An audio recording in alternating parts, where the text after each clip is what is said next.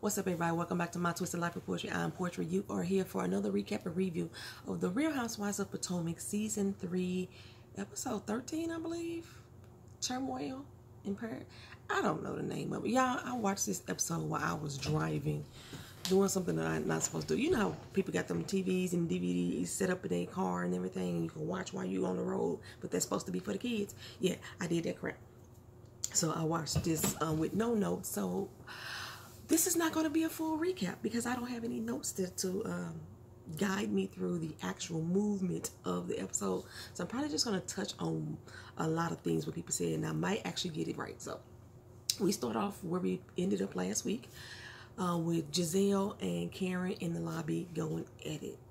Giselle is still going at Karen like, that's why Ray wants, what is her doggone now? Erica Lyles. That's why she wants Erica Lyles. And like, I didn't mention this last week about what they were arguing about because I thought it was so childish and so petty. How are you sitting here arguing at a woman about another woman who's married, by the way, saying how much her husband wants her? From what Giselle was saying at some Christmas party, Ray was so fascinated that his woman, that he was following her around. Now, according to Giselle, that if Erica wanted Ray, she could take him. So Karen is like, that's so stupid. Like, that woman is a happily married woman, and I'm a happily married woman as well.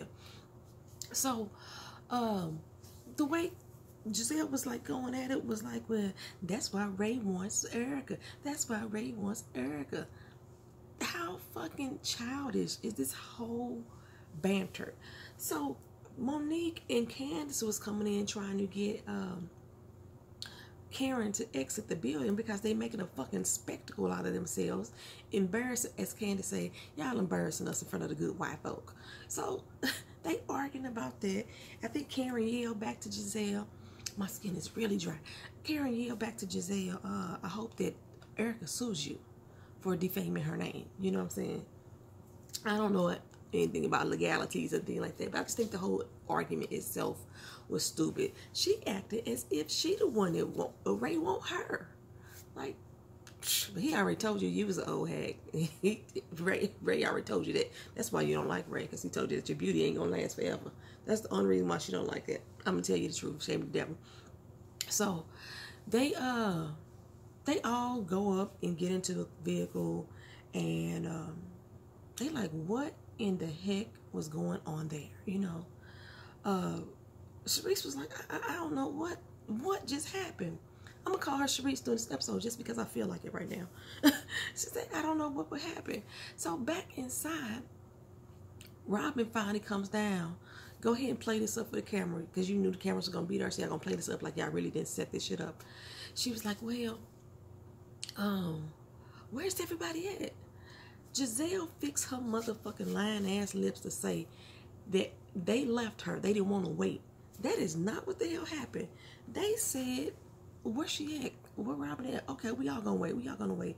And Giselle got all, you know, in defensive mode, saying, no, I'm gonna wait on it. Y'all go ahead.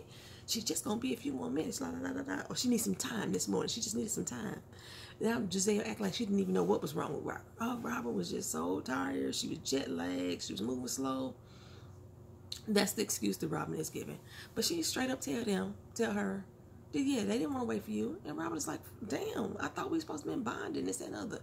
Well, girl, first of all, if we supposed to be bonding and everything, and you know that everybody's supposed to be meeting up at a certain time to go to a doggone event or whatever, or meet up or whatever. Ooh, we'll get to that. If that's supposed to happen, then why your ass ain't there on time? Why you didn't call down and let at least Monique know, you know what, I'm having troubles getting out of bed this morning. Maybe y'all can go here without me, or could y'all wait on me a little while longer? I know we got a bus to catch to get to where our destination is. You got this all set up for us, but can you wait a little longer? Because I'm inconsiderate as fuck of your time. Maybe that's what you should have said, but that ain't what happened.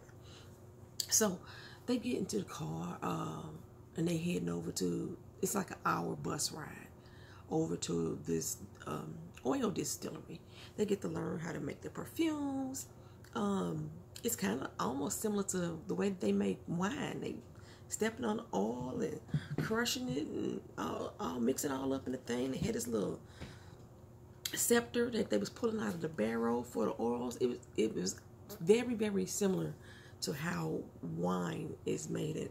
I haven't ever been to a winery that I actually watched them make the wine. I have been once. I don't drink, so my friends that go on these wine and distillery trips, I never go because I don't drink. But I did go once. I think me and my mother, we stopped at one in Branson, and they had some non-alcoholic wine, and that shit was nasty as hell to me. I will stick with my grape juice. Thank you. No, I don't need wine. Non-alcoholic or otherwise. If I stick on my little bottle, I got a souvenir bottle from there. So Karen, she was like, you know what? I'm not going to pay Giselle any mind. You think I'm really going to take relationship advice from her, of all people? You know, I'm very shocked that Ashley is going with them and not sticking with the Green Eyed Bandits, who seems to be her teammates. And Robin and Giselle, they go off basically on a food hunt. They are at every food place you could think of, buying crepes. They just showing us that, you know, they not really getting into the language. Somebody told me that the name of the city is called Can, so the N-E-S at the end, just kind of pretend all of that is silent. It's just Can. You know, just they basically just going through whether or not, I think this whole point was just focusing on that they hanging together, how they fucking up the French language, which I probably would be doing too. I'd be like, I'm here with Robin on that. We ain't got no app for this to help. When I first went to Costa Rica and learned that their Spanish was so much different than the Spanish taught here in the Americas. What I learned in elementary school and junior high, high school, and college, so different than the Spanish in Costa Rica. I needed a translator. Like, wait a minute, what did she say? I was there on a study abroad for my Spanish 4, and still messed all that up. I got it before I left, kind of, sort of, a little bit, you know. But yeah, that's pretty much all that was going on. And so while they're doing all that and spending the day just relaxing, taking sightseeing, going into different shops, it didn't really like they was doing a lot of shopping, though. The thing that got me before they left out of that hotel is that remember, Giselle was going in on Karen while she was dressed so casually, right? She had on her 6-inch stilettos, and like, where's your Paris attire, Karen? But then as soon as everybody left, Giselle went and grabbed some flat shoes. Really, girl? I can't stand Giselle. I can't stand Giselle. I can't stand Robin. I can't stand Ashley. I can't stand Charisse. I cannot stand these women. Karen, Monique, and I tolerate it. They funny acting. They tolerate it. Candace, poor baby. That's all I gotta say about her is poor baby. she's very immature in a lot of social interactions with her boyfriend and with her mom. Usually with these ladies, she handles herself pretty well, but you know, we saw a little different side of her again this episode. So, like I said, over at the distillery, they were able to enjoy themselves.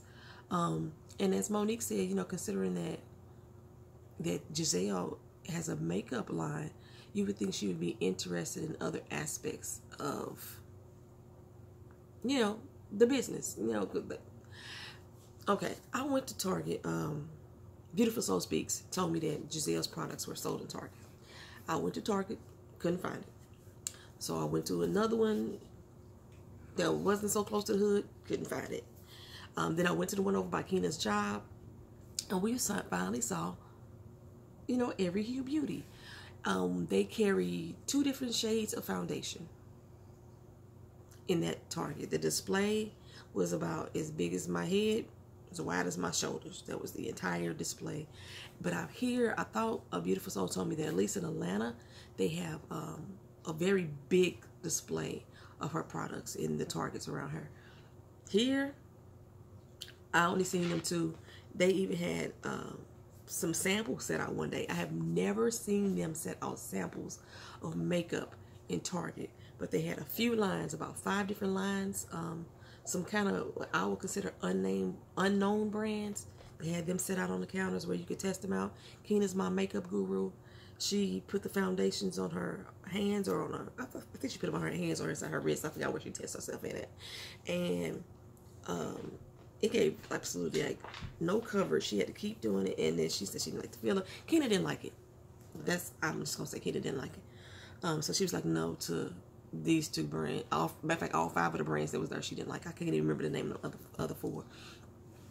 Okay, so they move on from the oil distillery over to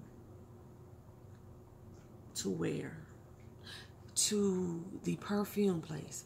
Now, in the meantime, Robin and Giselle is just still going on and on about Karen and about them not wanting to hang around and wait for her.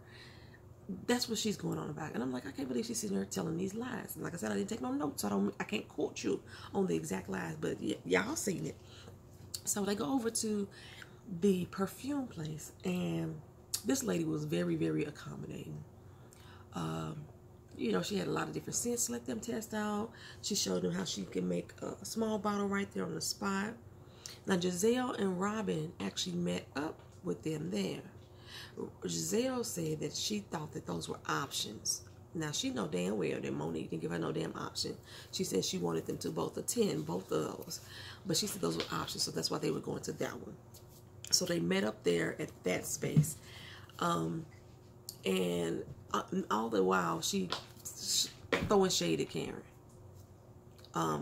In regards to, shouldn't you be doing this? Well, that's all you need to buy is one of these. You can run your little business out your house, out your kitchen. And Karen is like, no, I'm creating my product and then I'm outsourcing it for retail. Well, how much this little thing costs? You can just buy one of them and just, you know, do it in your bathroom sink. That's what type of mentality or type of attitude that Giselle was giving Karen. Karen, when she's not drinking, usually is able to blow off Giselle. It takes a lot of egging for Karen to really turn up, because she starts off like, fuck this bitch, and I'm going to really disregard her in this moment. And just the way that Karen was acting, considering they just had this blow up this morning, I really think that Karen handles herself well. Like I said, she goes off the handle. She be lying some damn times in a lot of our opinions.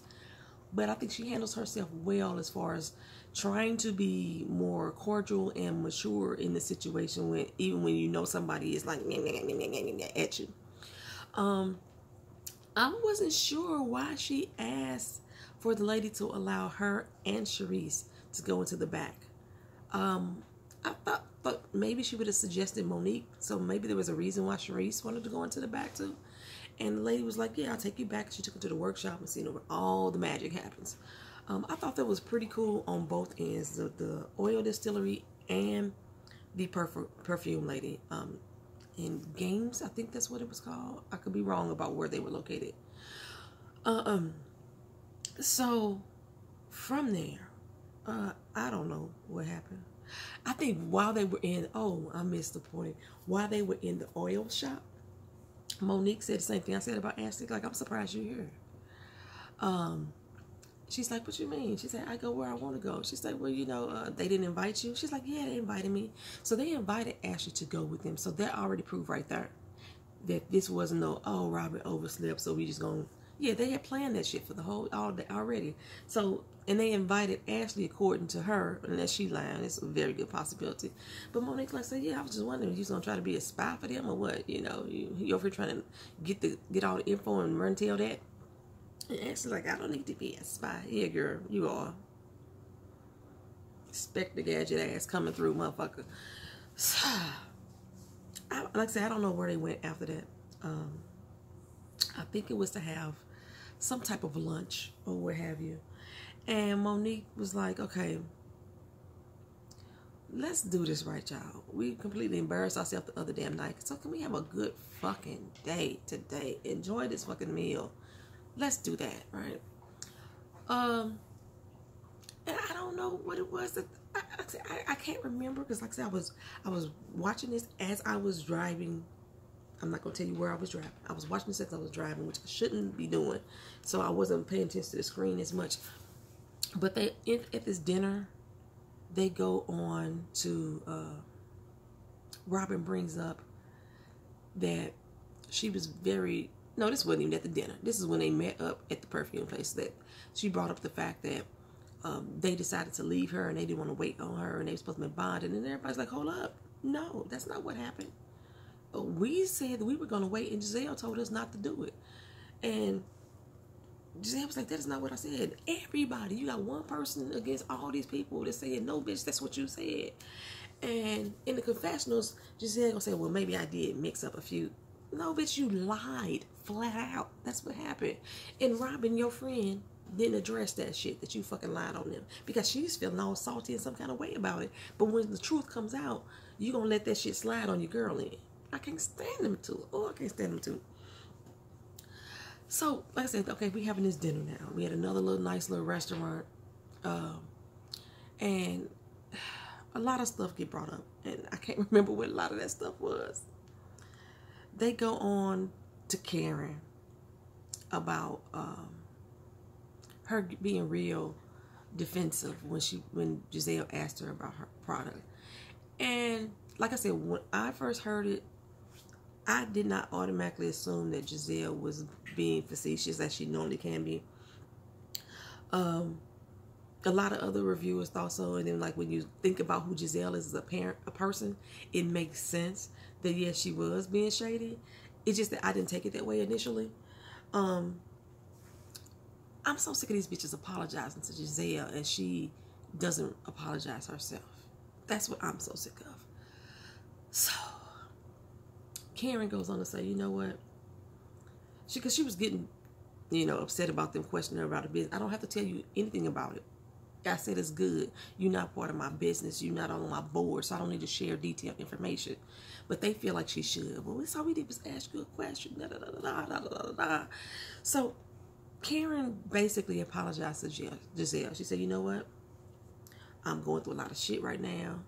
So my bad for coming at you like that. My response and the way I responded to you was wrong. She's like, oh, I appreciate that apology, but where yours? You ain't got nothing on the back end of that, Giselle. You ain't got none. You ain't got no apology for the whole childish shit about Erica Lyles and all that shit. None. No, because Giselle is still on Twitter and Instagram saying the same shit that Karen right now still have to defend or go up against. So yeah, they get on to Monique.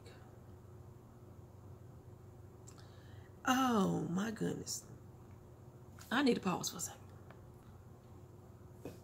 They get on to Monique and Robin wants her just to own her shit about the reason why Kendall comes around. And whether or not that she's taken Sharice's friend. Ashley brought it up. That's who did it. Ashley said, well, Sharice, I got a problem with you.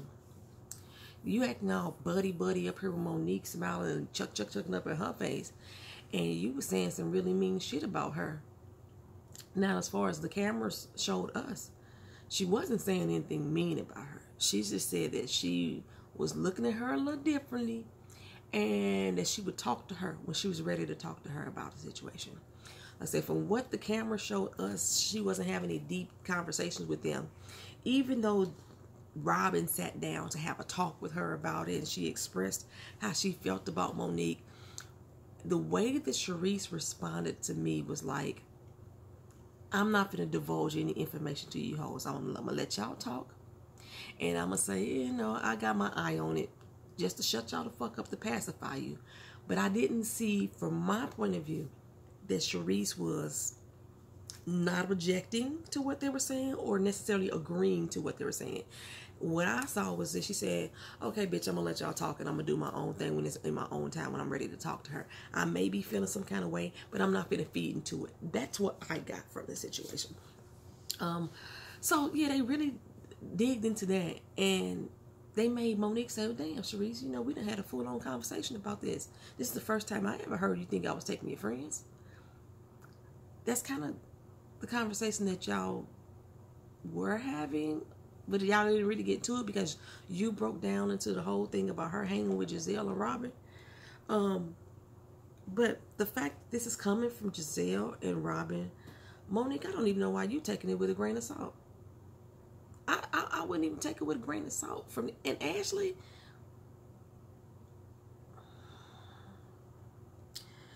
so yeah, they get onto that, and it switches over to, well, it's just proof that you just wanted to hurt Giselle. Just let's prove it by you bringing Kendall around. Like I suggested before, that maybe it was Karen,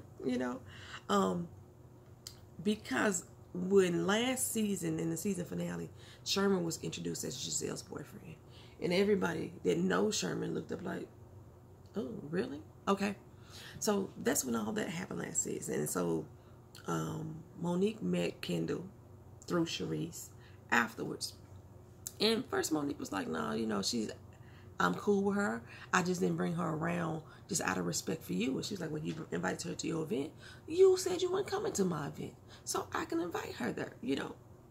I would have left it at that, but they kept egging her. They kept egging, they kept pushing, they kept prodding, and then the truth comes out. Well, this was Sharice's doing. I think either Beautiful Soul and Miss Honey both said that they believe that Sharice is the one that orchestrated Kendall coming there, and this was all to pay back Giselle because Giselle was saying that she was cheating on Eddie with the fireman. And Monique, being the good best friend that she is, went along with Sharice and said, "Aight, boo, I got you." But Sharice made it seem like she was like, well, I started the fire, and Monique just kept that bitch going. She turned it into a wildfire afterwards. Shoot. And she was looking like my girl did good. That's how she was looking. So, yeah, the whole Kendall situation is why, from Sharice and Monique trying to, Sharice initially trying to get back at Giselle, and Monique said, fine, fuck it, I'll help you out. And then Monique all of a sudden gained the conscience, I guess because she liked Kendall, I don't know what it is, but she gained the conscience and decided she wasn't going to do it no more. Or this, I want to be Giselle's friend. Why do they keep want to be Giselle and Robert's friend? I just want to be Giselle's friend, so now I'm not going to do that no more. But I personally want Kendall around. I really do. I roll her around. Bring Kendall on for me, Bravo. Make me want to watch a little bit longer. This season has been really good, actually, though. Compared to how I used to feel about Real Housewives of Atlanta, that show just turned me off. Somebody told me to watch, Lil J told me to watch Real Housewives of Orange County, I think it is. Melbourne? I don't remember. I'm going to have to look back at that comment to see what Lil J told me to watch. And I was supposed to binge watch a few episodes for him this weekend, and that didn't happen. So, yeah, this was Sharice's all doing. Sharice was like, yeah, I did it, and this is why I did it. And so Giselle's like, I thought we fixed our problems back in the day. You honestly thought that kiss at the reunion when y'all said y'all made up, and she was like, that was y'all making up?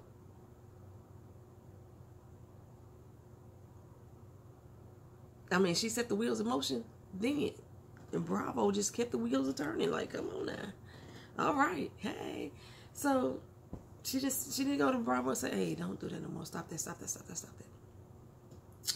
So, but of course, regardless of the fact that Sharice has admitted that this was all perpetuated by her, this is all Monique's fault. Everything is Monique. She won't take responsibility for her actions. She's trying to put it off on Sharice, and you're the one that wanted to hurt me. That's all she kept saying. So Candace chimes in like, okay, well, I got a problem too. Like the last time we was having a discussion about, I was opening up to you guys, and then you and Giselle and Monique, y'all just busted out laughing at me. And they started laughing again, and she said, y'all gonna laugh again. Candace is getting tired of these hoes. Candace is getting tired of these hoes. And then, so the way that Monique said it still came off a bit disrespectful to me, even though she was trying to apologize. She was like, well, you were saying it like as if you was famous or something. So that's why I thought it to be funny. Bitches, none of y'all was famous. None of y'all was nobodies until your husbands. Not a single one of you had anything going for you unless it was associated with your husband. Now, that is something I can say for Candace.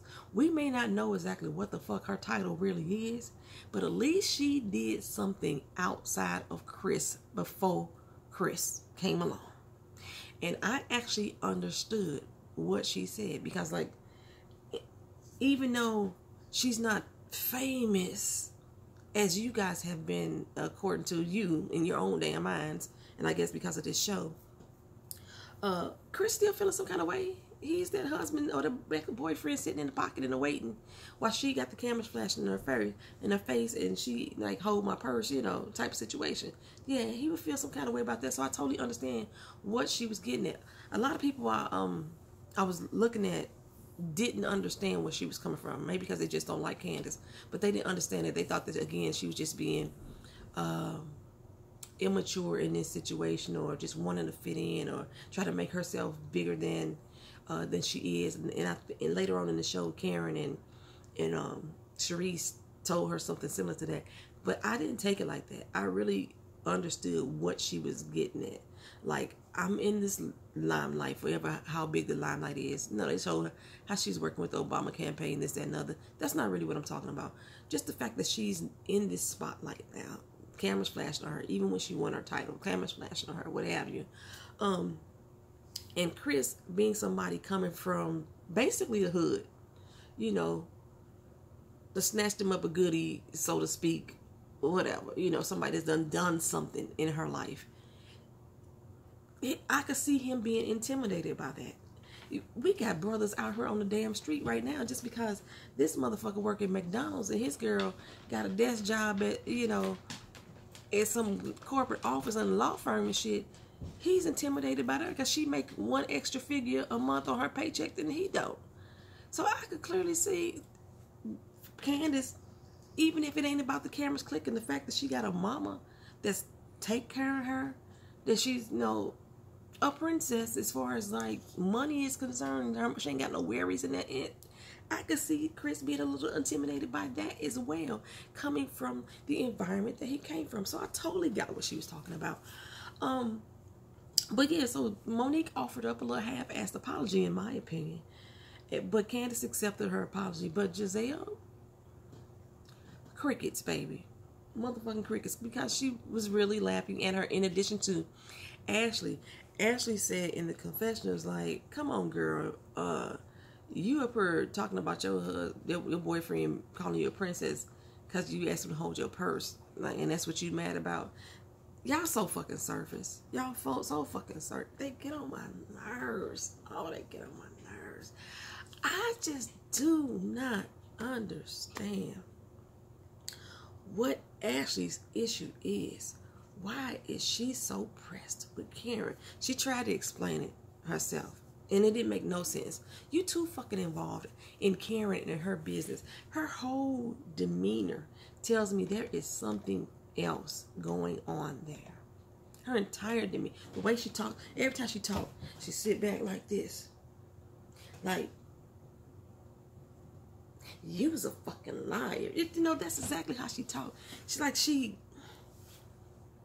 I really just want Karen just to haul off and knock her the fuck out. Or get Raven to do it. Raven too cute of a little girl to do it. But somebody need to just knock Ashley the fuck out. Bring her ass down a couple motherfucking notches for me. She gets on my damn nerves. Oh. Well, I'm going too damn long on this video. Well, Karen, Candace, and Sharice meet up.